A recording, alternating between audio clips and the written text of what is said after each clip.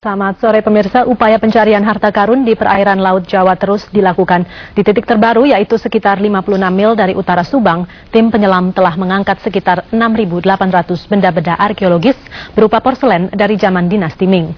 Upaya pengangkatan benda-benda arkeologis telah dilakukan selama sebulan oleh PT Komeksindo, diawasi oleh Departemen Kelautan dan Perikanan. Dari kapal karam di kedalaman 58 meter, 22 penyelam telah berhasil mengangkat ribuan benda bersejarah yang nilainya ditaksir mencapai ratusan miliar rupiah. Bahkan di lokasi 786 lintang selatan dan 275 bujur timur di perairan Laut Jawa ini, diperkirakan jumlah harta karun yang ada jauh lebih banyak dari harta karun yang ditemukan di utara Cirebon, di mana 271.384 artefak telah diangkat dan dalam upaya lelang.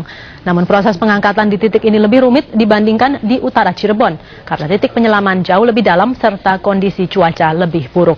Nantinya hasil eksplorasi dan pengangkatan harta karun ini juga akan melalui proses lelang, di mana hasil penjualan akan dibagi dengan perhitungan 50-50 untuk PT Komeksindo dan pemerintah. Dirjen Departemen Kelautan dan Perikanan Aji Sularso menyatakan diprediksi ada lebih dari 480 titik kapal karam di wilayah perairan Indonesia yang berpotensi memiliki muatan-muatan bernilai.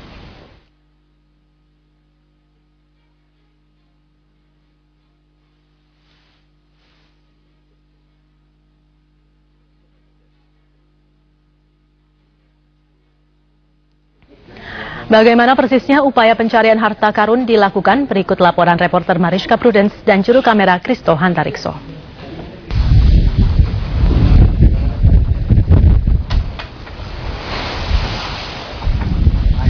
Ya pemirsa, lokasi saya berdiri ini adalah di perairan Laut Jawa. Ini kurang lebih 46 mil dari Belanakan, ini daerah Subang.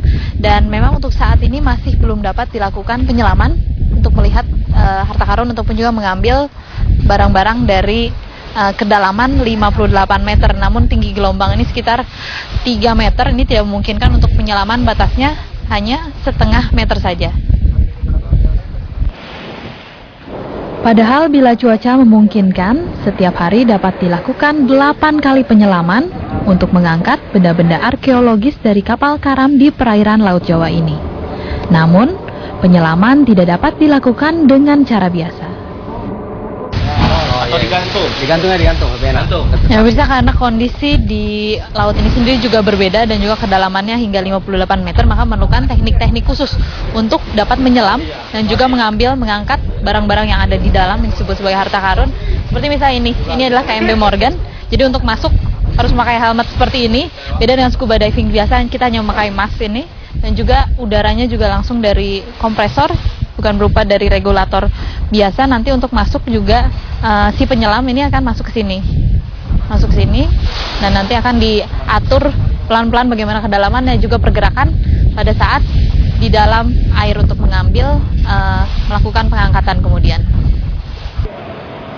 Penyelam dengan peralatan dan teknis khusus juga hanya dapat menyelam selama 20 menit.